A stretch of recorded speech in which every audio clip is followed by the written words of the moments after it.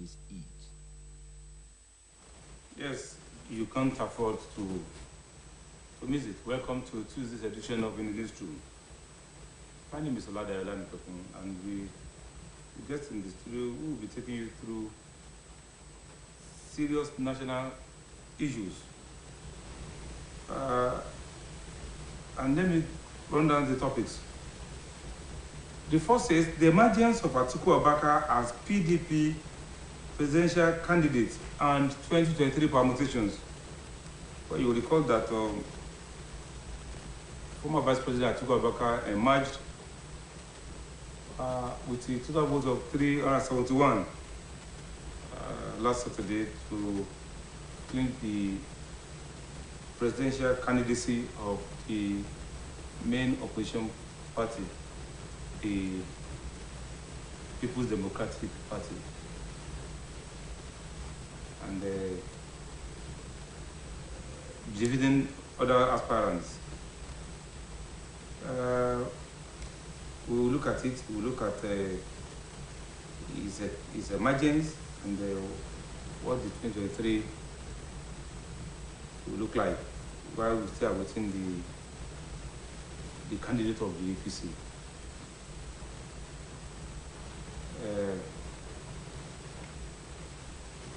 The second topic says money politics may kill Nigeria. But some prominent Nigerians, including Yakasai, former Minister for Education, Tunde Adeniran, former Minister for Agric, Shagari, and among others, at a forum said money politics may kill Nigeria. And they also spoke about if there's anything, dollarization of the Democratic Parliament that just ended. And the topic says, terrorism, Buhari endorses African standby force. He spoke in Malabo and advising African countries and leaders at the EU meeting to have a standby force. Let me apologize for being away for some time. And I'm happy to be back in the newsroom. I want to introduce my guest. Well, Smollett Adetoje Alamu will not be around today. We pray for his. We pray he'll be back in the newsroom very soon. But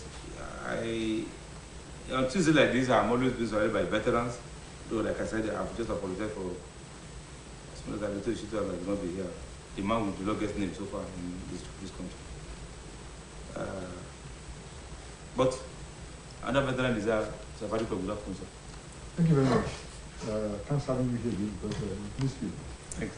Looking fresh. Thank you, sir. I appreciate it, sir. Another veteran, Thanks for having me. I'm glad to be here again today. yes, and I'll start from you. Thank you. The emergence of Atiku and Atiku as PDP candidate, what does it contain in the face of the zoning, the northern, the southern politics, and in the face of 8 years of a current president? You see, what do you think it portends? Buhari just for 7 years moving towards the end of, and another. Well, in the real sense of it, it shouldn't matter. That is in the real sense of it. But in the Nigerian context, especially at this time, it should matter. And to a lot of people who look like, let's call them bluff. However, if it had been a genuinely required demand of the political class, if it had not been induced by money that is questionable, it would have been assumed to have been a democratic process that came into play. But it was money induced, it was obvious, and at the end of it all, it goes to say that Nigeria is getting a redefinition. A definition in the sense that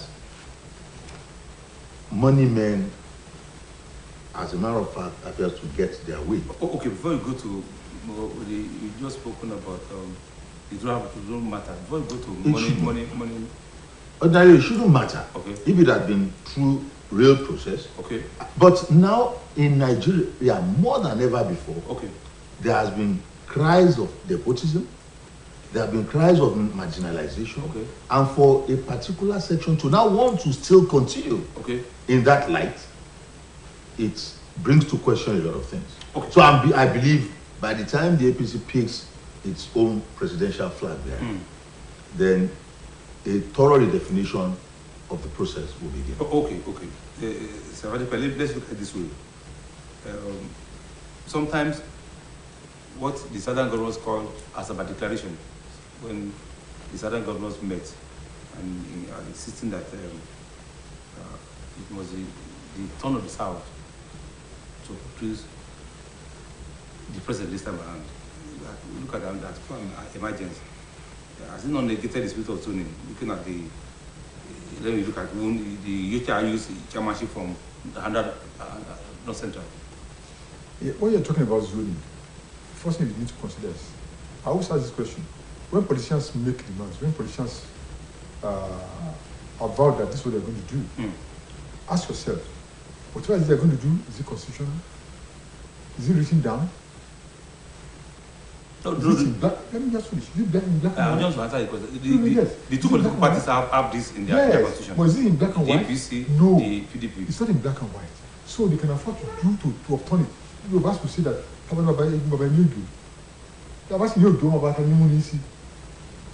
in their constitution, the two parties. It's not in their constitution. Let me just tell you. What they are doing right now, when Atiku was when they were going to vote for Atiku, those people who said they were going to have a southern candidature, they were the first to back Atiku. Okay. And so that was what angered Wike. He said, look at what we agreed on. All you PDP governorship candidates, all you PCP governors, a lot of you now went to back Atiku. But Buhari is Fulani from the north. Atiku is a Fulani from the north too. One is sending his tenure, and that one wants to take over. Larry said something the other time that it will not matter. It will not matter if you said, okay, you want somebody who's cerebral enough, who's good enough, who will lead the country well, who is giving us principles, who will give us exactly what we want. It will not matter whoever comes to the scene. But as things are now in the present political disposition in Nigeria, in the present political arithmetic in Nigeria, matters a lot. Okay. Larry, the withdrawal of the Tambua for Atiku. Well, that goes to say the exact thing. Protect your own. To somebody like Wike, he felt a Tambua would have been a supporter of the governor's forum in terms of the decisions they reached along the line. One of them should become president. And so, if he does not want to go all the hog in the contest, it would have been right. But naturally, that person did what goes to portrays the fact that blood is indeed thicker than the Constitution. Yes, I'm coming back with that. The same question. Tambua's withdrawal for Atiku and not for a UK, Saraki, or any other candidate. Tambua would not have dared to stand up for UK or Saraki. See, if you know what obtains in the north, I can't remember who that was. Yeah, it was Atiku who made the statement when this girl, Deborah, was killed. And immediately brought down that tweet on his handle, brought it down immediately when it was criticized. That shows you that take it or leave it. Whatever it is that the north does is 100% legal, 100% sure. If Tambua has stepped down for somebody like Wike, Tambua would have suffered it in the north. And especially from where he is now, he would have suffered a lot. So he knew what he was doing when he stepped down for Atiku. So if Wike was expecting that Tambua would be sensible enough to step down for us, no. He was expecting, he was in the toilet. That wouldn't have happened at all. So what Tambua is doing, what Tambua did, was what was expected of him to have done. So, and the political setting we have in Nigeria today, I don't think we are heading anywhere. I'm sorry. I don't think we are heading anywhere. We are going ahead. Larry, last comment? I've always said I doubt 2023. Have you forgotten? I've always said that, and I said we should just allow this drama to play out. And God will be saving Nigeria if He allows us to have 2023. You understand what I mean? Because I don't know which way next if we cannot pull through the next presidential election. It's so far in that you now see even INEC shifting its own game plan and table. Is that not pointing to you that things are not looking as it should? And when people talk about, they'll be thinking people are pessimists. But I prefer to be pessimistic and fail in my thinking than I don't say anything and it now happens and I'll be saying, and I thought it would happen. So, by and large, it's a redefinition of Nigeria, like I said, because I was expecting both political parties, the strongest political parties, to actually go south this time around.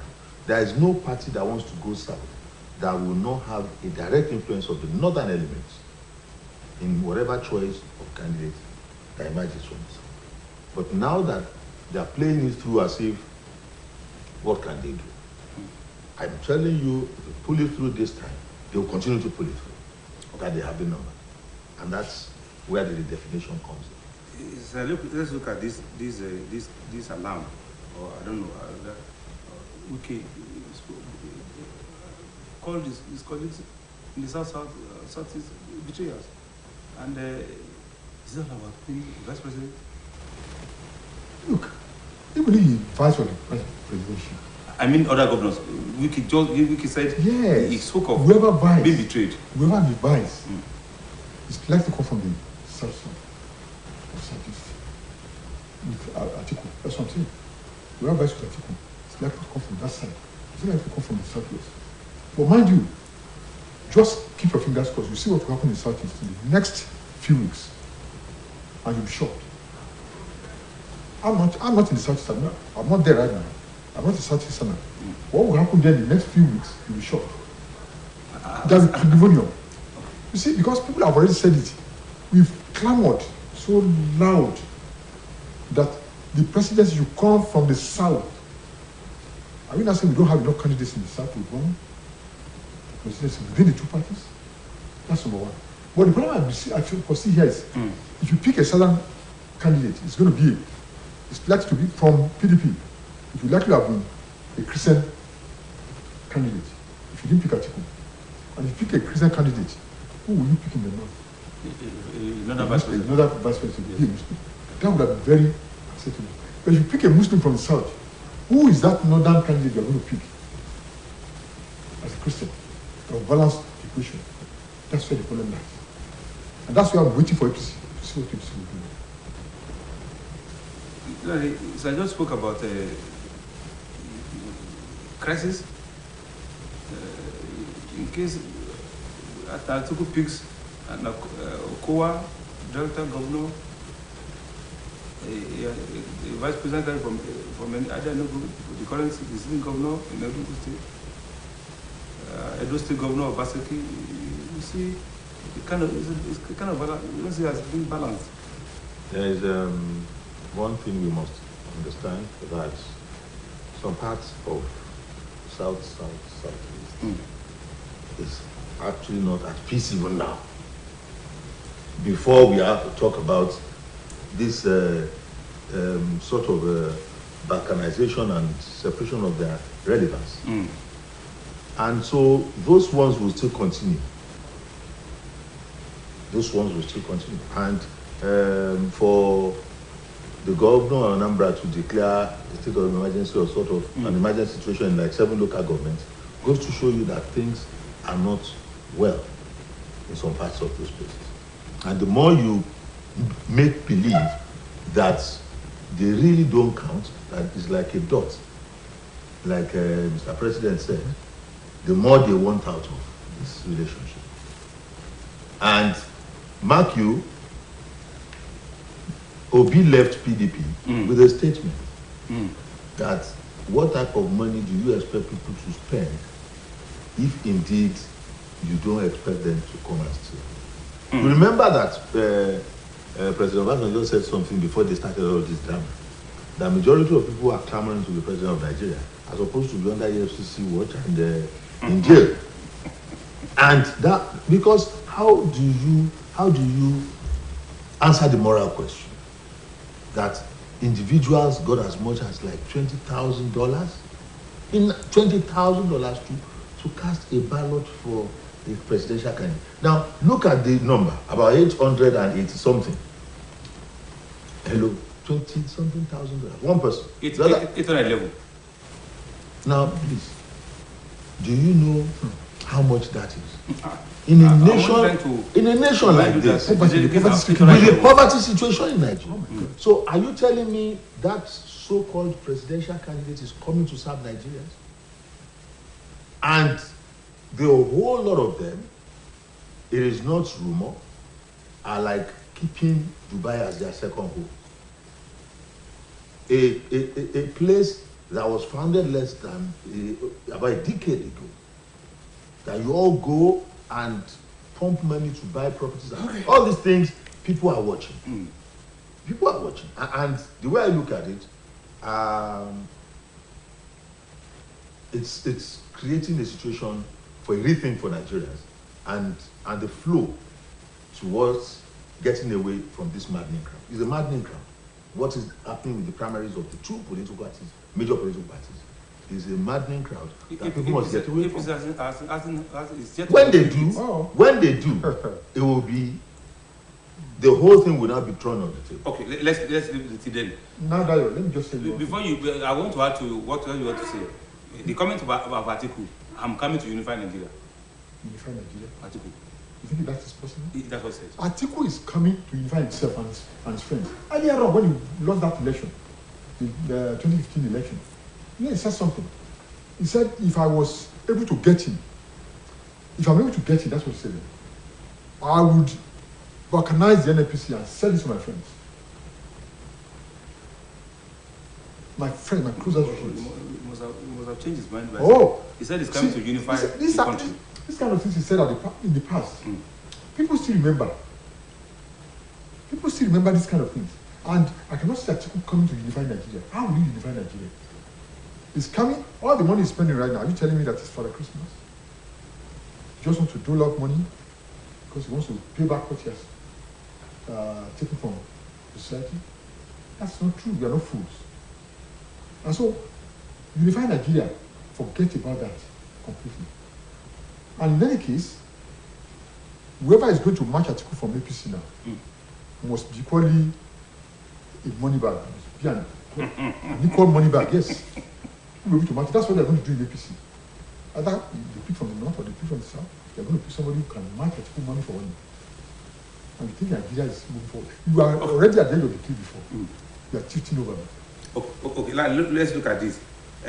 This comment by Pastor Tunde Bakari, another aspirant of the APC. And he said, Atiku not a threat to APC. Does that look, is it a political talk or a reality? I don't know what to say, because when a pastor is in active partisan politics, I begin to wonder. Because you're supposed to be neutral. Everybody's supposed to come to you as children. They're representing God and Jesus. And when you're a pastor, if one of your sheep is lost, that's what the Bible says. You go look for that one. And for him joining in the murky waters of partisan politics, I don't know, I can't picture it, but maybe over time one will be able to process it. So for him saying Atiku cannot be a threat to what? To APC. APC itself is a threat unto itself. People may not believe. Just wait till, that's when you will know that, not the way the cookie crumbles, like James Hadley said. The day they pick the candidate, if they pick right, it may last longer. That is not as if the inflation won't come. It may last longer in coming. But if they pick wrong, it will be like, I keep repeating redefinition. Okay, shall we leave? I want us to. No, come, before we leave that. Before we leave that. Okay. Tunde Bakari says something. Yeah. He said, as soon as Buhari steps out, he's stepping in. Now, God told him that. And until Tunde Bakare becomes the president of Nigeria when Atiku leaves, I can comment about it. Okay. Well, let's go to the second topic. And I'm starting for you, Mr. Navadi. Money politics, they kill Nigeria. That's what I'm talking about. Jakasai, look at all those people I've been talking about. All those people I've been talking about. Are they money bags? Jakasai, Tunde Adeniran, are they money bags? You won't see any money bag talking about what you're saying. But money shares Nigeria apart. No! Money bags will not talk like that. But because the Tunde Adenirans of this world know that they don't have that kind of money that all these other people have. And so there's a limit to which they can boast of having followership. Because what we have in Nigeria today is simply money politics. And that's exactly why I said the other time that we are just at the edge. But with the way things are going, if you are not very careful, you are tilting over. Either we are careful or we are tilting over. And just one drop might turn the whole thing round. And I'm afraid the way Nigeria is going now, it will come to a point where we now start asking, how did you get here? We are already seeing it now. All of us are seeing what's happening right now. You're not commenting about it. You're not doing anything about it. Then when it happens, you now say, how did you get here? Okay. Larry, the money politics, the moral, ethical standard eroded, even in the face of INEC, Electoral Act, EFCC, yet somebody says the election of the political system is continuing, unabated. And we have bodies who are supposed to check. But first and foremost, dysfunctional institutions is the bane of Nigerian system. We have an institution. That's why they are dysfunctional. They are not functioning. And until we have one, nothing can work right. There are allegations, counter-allegations. Yes, we call them allegations. That you must have some level of relationship to the powers that be before you can get promotion in some institutions, in the customs, in the police, and people have accepted it. That when you get to a point, you need a godfather up there before you can move on. Already becoming a norm. And almost becoming a norm. And so that's that way. Who does that one check? If you are supposed to be rank 3 and I push you to rank 6, and some people rank 3, rank 4 ahead of you, you just move.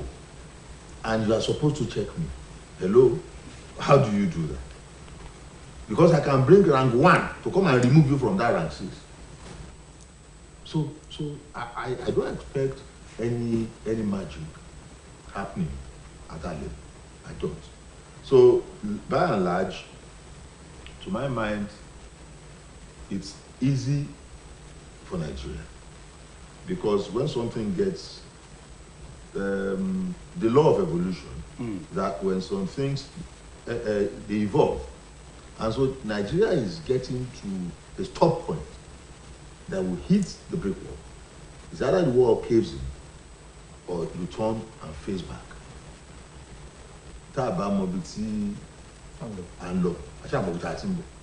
If Nigeria of 1960, 70, 75, 80, 85, 90 is looking better than Nigeria of 2022, then maybe we'll just cancel and erase the nonsense that has happened thereafter. No, it's true. Let me. Somebody was saying something. Let me ask you. I mean, we were civil servants. You are still in service, and some of us were children of civil service parents who, alongside most of the people calling the shots now, were in government service. 4 years after you get your car loan, you can buy another one, another 4 years. That was the kind of life people lived as simple government workers, and the systems just kept going down. The lives of people kept going down, and some people will be living and looming large, and we think that will continue forever. It can't continue forever. That must get to a stop point. And in getting to a stop point, people will still be thinking we can still maneuver it, we can still dance around it. We will get to a point that nobody wants to dance again. And we move to the next stage. With what Granny just said, and somebody just described the school scene as cash and carry, and that What responsibility are the politicians to the people?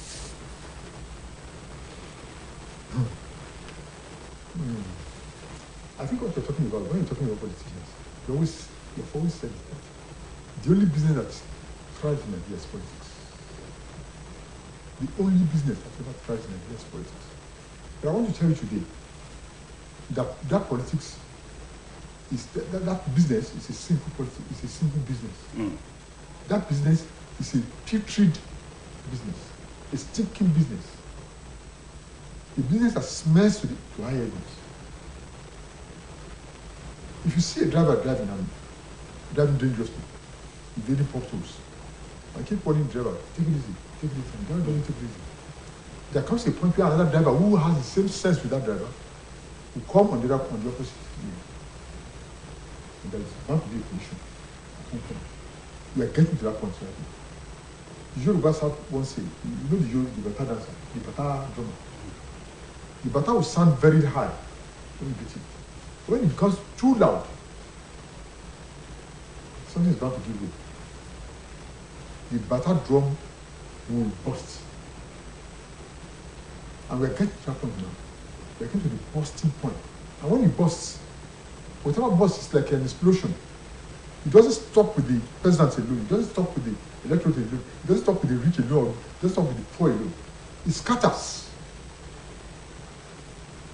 It scatters. I'm not predicting war for this country. I'm not predicting gloom for this country. But if the politicians don't watch out, something is bound to give way. And all of us will pay. We pray that good things will give way. Larry, somebody about saying when you empowering delegates, it's like boosting their own ego, and some of them even see as a sign of their own way of democracy. And somebody will also say, it's a sign of poverty. It's a tough call because are we going to say those whose fortunes got better on account of the idiocy of the nation are not lucky? Some delegates in their lifetime now bought Tiaro Bata and were celebrating a delegate. Tiaro Bata, the nylon on the seat is still there. And so the unachievable. You see that that's not good, but was it the making of that person? Okay. It wasn't his making. It was the system that threw him up. Okay, and that system was skewed. It was a skewed system to actually jettison the ambition of some others. So those select few, they were very few in number, 800 for the whole nation. But if the number had been higher than that and bigger than that. And now also 90 delegates. So as you see, for each local government in the past, we're talking like 8, 9 delegates per local government. And so 90 for the entire state gives you like 3 or so per local government. And that's very few, you would say. So in picking delegates, you know, this case went to court several times, that it should be more than that. But in insisting that it shouldn't be more than that, you have benchmarked what some maybe strong, credible candidates could garner by way of delegates in the primaries. And you have left it open to those cash and carry bigwigs. And we always knew the cash and carry bigwigs, when they hold sway, that's the first thing they recoup their investment. And they won't take it in the exact amount or quantum they have used. When you invest, you make gain. And so it's mercantile, it's a merchandise they are buying. Like, okay, you buy it, by the time you have made it through, you cash in your money. It's painful, it's unfortunate, but I pray to God that they miscalculate this time. After spending all that money. It is God that puts people in position. It is God. And for those who do not know, well, we pray God repose the soul of some of those people. We have seen people in Nigeria who were just about to take power, and God called them. And so let nobody think they are wiser than God in their day. Okay. Look at it this way. Mohamed Ayatollah, one of the presidential aspirants of the PDP, who withdrew through a letter, he said, alleged undue use of money in the process. And so Obitu, Peter also seems to see the undertone on the wall and say, you can't afford that kind of money. What's the future for democracy? So far, we are not building democracy we should build. And so we have not gotten there. So far, I don't believe we have democracy in this country. People used to talk about having a democratic kind of system that would help us in Africa as a whole. This democratic kind of system is not helping us. We have already, how would I put it now? We have already planned this in such a way, captured it in such a way, and stick it in such a way that the ordinary masses of this country will never have to have a taste of good things. It's only those who have already gotten there. Look at what has happened. A lot of these governors of these presidential aspirants have their children in key posts. Key posts all over the federation. Where are we heading to? And these are the same kind of people that will put money into these boys' pockets, into these girls' pockets, to go and do to the masses. How much do they do to these masses? And at the end of it all, how much does you again? Trash, nothing. And by the time they come out, they get wealthier. All this, they get wealthier. But I believe one thing. If God says it's not yet time, it's not yet time. But if God says it is time, it is time. We cried, there was time in this country we cried and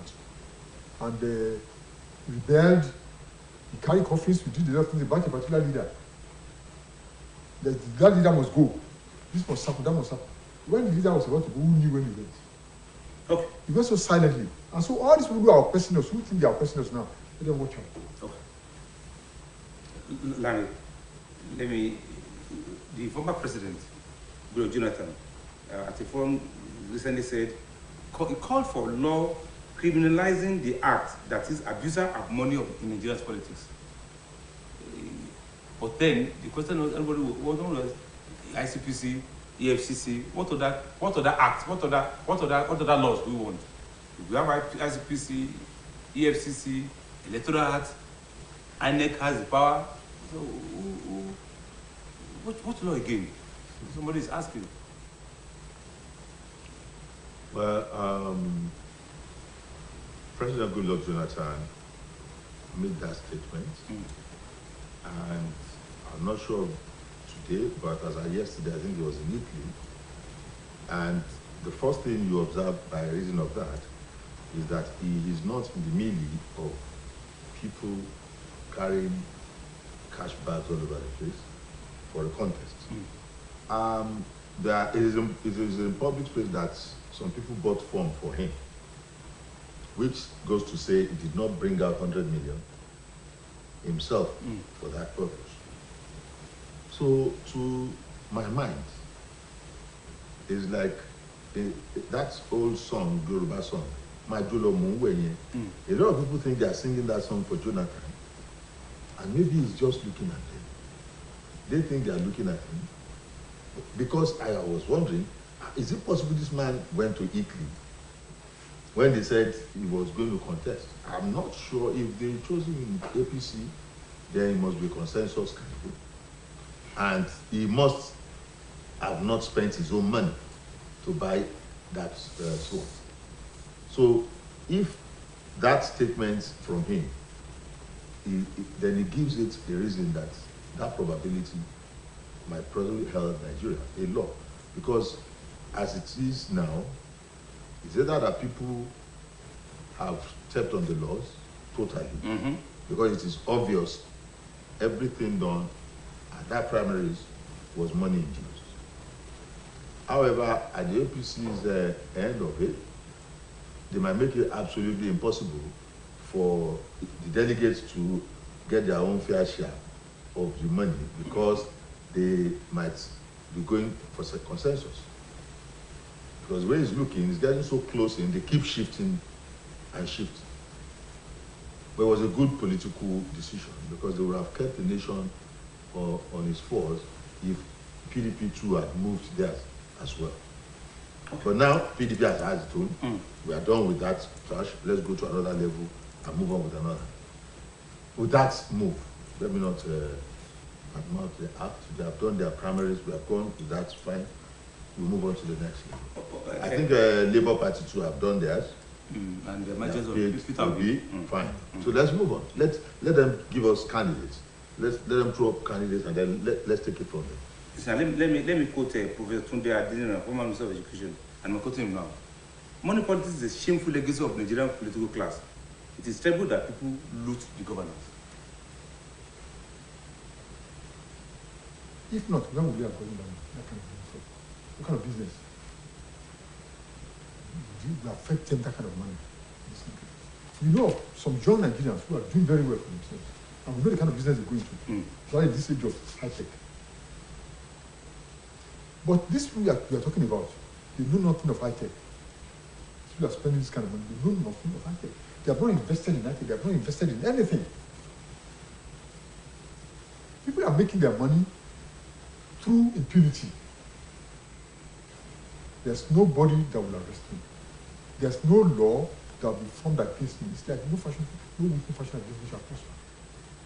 It's ongoing.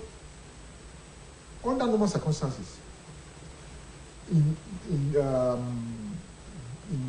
better climes, there's a amount of money, there's a bar you can go when you're spending for elections. Even electoral house. If there's a bar you can spend in elections, what is CINEC doing right now? We don't know yet. We don't know what is going to happen yet. But the VFC also attended the VFC is there. And so, what are we doing in this country? We let everything. Maybe after the APC has chosen its own candidate, maybe these bodies will not sweep in. Okay. And do something. If they do that, very good. But if they do not do that, then we are back to square zero. Larry, in the face of, still on that criminalizing act, but in the face of all comers, everybody showing interest, even the president of the Senate. Somebody, I want to call some Dr. Akiva Konda of the Okun, that is Kogi's ethnic nationality movement. He says, while reacting to Jonathan, he said, I'm quoting now, who will do that? The same class that is complicit? While reacting to Jonathan's comment that we should criminalize the act. Dr. Wako is saying, I'm quoting, who will do that? The same class that is complicit? According to him, National Assembly to where virtually body to form to the president? Well, in the face of the law, it doesn't matter who made it. You contravene your corporate. But to him, Dr. Fakunda, I mean, he was probably saying that because of the complicit of those who will make the law of those people, they will not. Now, look at it this way. If not for the complicit nature, who would have thought the Electoral Act will be taken to the National Assembly? An interpretation as regards people who can vote in delegates election excludes them, and they accepted it. So, I mean, something that is sort of limiting your capacity to function right, and on behalf of your people, and you passed it, and you participated in the decision that you should not be part of it. So I begin to wonder what's really controlling the political class. Something that you cannot. It's mystic. It's mystic. You cannot really define, because something that some people are supposed to stand up against, you just watch them quietly and complicitly accept. It's not helping the nation, but to a large extent, I hope the Yorubas amongst them know that saying, That later Fitomo. He didn't know. Now, shall we go to the third topic? And that has just ended. That proverb by Larry has just ended the second topic. And as I'm starting from you, the terrorism, the stand of the own president in the face of banditry, terrorism, and why Malabo is calling for, is endorsing African standby force. Now, at home, you're the president accounts for. You have a standby force. Have we ever had a standby force for terrorism in Nigeria? Do you have a special task force for terrorism in Nigeria? Do you have specially trained Nigerian military personnel targeted towards terrorism? You have something similar in the police force. In the force. Police force is not meant to counter terrorism. No. It's not the job of the police force. It's the job of the military to counter terrorism. Terrorism is a national thing. And so, when we're talking about this, you're not doing what you're supposed to do at home.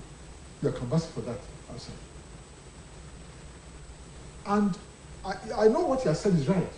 Yes, it is right. Let's take from that. It's right, it's something we should have done. But how are we able to do that right now? If every nation in the African continent had that kind of force on ground, you just collaborate, you just match those forces, and then we'll be able to go. But right now we don't have it. And if you are going to do that right now, to take how many years to come? It take the next maybe 2-3 years to be able to gather such forces together. Okay. Larry, you look at the days of ECOMOG, when that kind of force that even succeeded in maintaining peace in African sub-region, or West African sub-region, you want to, that kind of standby force? There's nothing bad in collaborating to have a standby force. But don't forget that there are insinuations in some quarters that over time, the government, especially here in Nigeria, has allowed foreign mercenaries to enter our borders without let. Nobody profiled them, nobody questioned them. That's why the insurgency here appears to be high. People from Niger Republic, from Chad, and the rest of them, Mali, even Libya, have entered Nigeria along the line. So if you are now saying to people who are doubting the sincerity of government in actually tackling banditry, you get? So at the end of the day, if you are telling Nigerians, stand by force, and suddenly you start seeing some Chadian, Malian, Nigerian people coming in uniform as standby force in the southeast, won't you know that Apalapa, Jacob, so people are going to doubt it. For our president to be the one saying he wants to agree to that now. Over time, each time they say they should allow the American government or European governments to come and assist in this regard, the government is always vehement about it. So right now, accepting this one, I begin to wonder, have those people's homes been fully settled, that they want to come and say they want to join us in having a standby force? This standby force, to a lot of people, will be just a collection of the fallout of the so-called banditry that have repented, and the rest of them becoming the standby force. That is great. So I take that from Larry. The president has some reasons. He was even selling this idea. He said like in this part of the world, West Africa, we have multinational joint task force in the Chad region and G5 in Sahel that has been used to degrade the insurgents. You have had with the insurgency, the insurgency that the multinational force in the Chad region. To what extent are they able to help Nigeria? If you see what's happening around that region right now, you start wondering, are these people really coming in to help us? Are they coming to give us more problems? All these people that came in, all these foreigners that came into that side too. They are still in Nigeria today, still perpetrating their evil lives. They are still being given food in the forests, flown in by helicopters. They are still being given ammunition. And things are still happening. Yet this task force is still there. Of what use is that task force towards it? What happened in Cameroon? Is it Cameroon or Chad? Yes, Chad.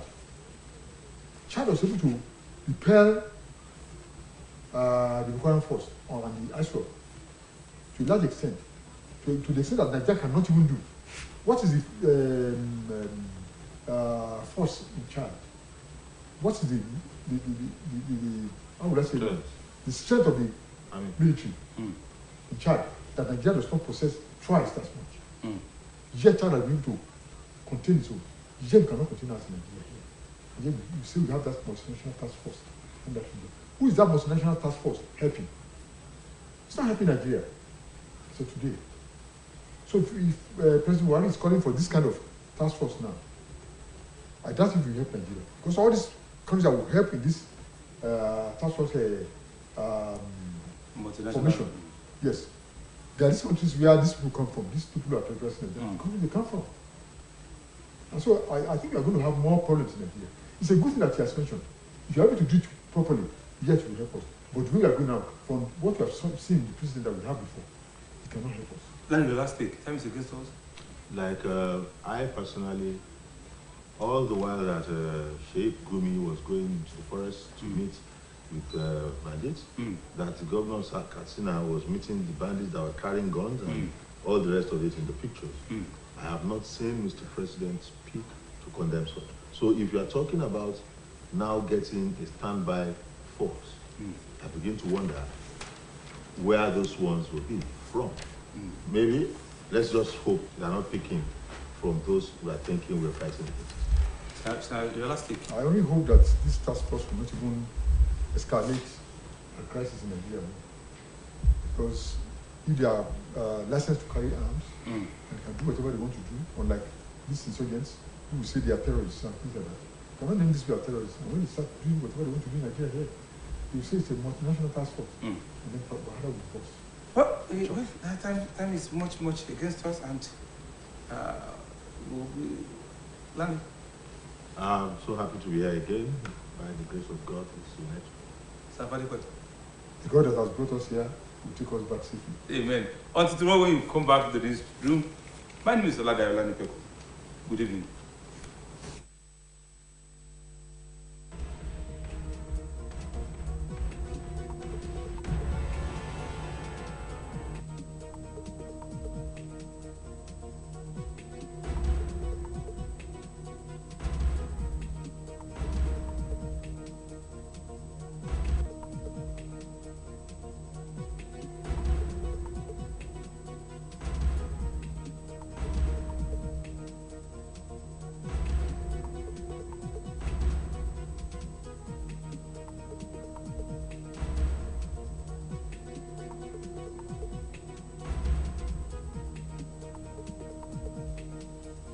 Mondays through Fridays, 3:30 to 4:30 p.m. in the newsroom. You can't afford to miss it.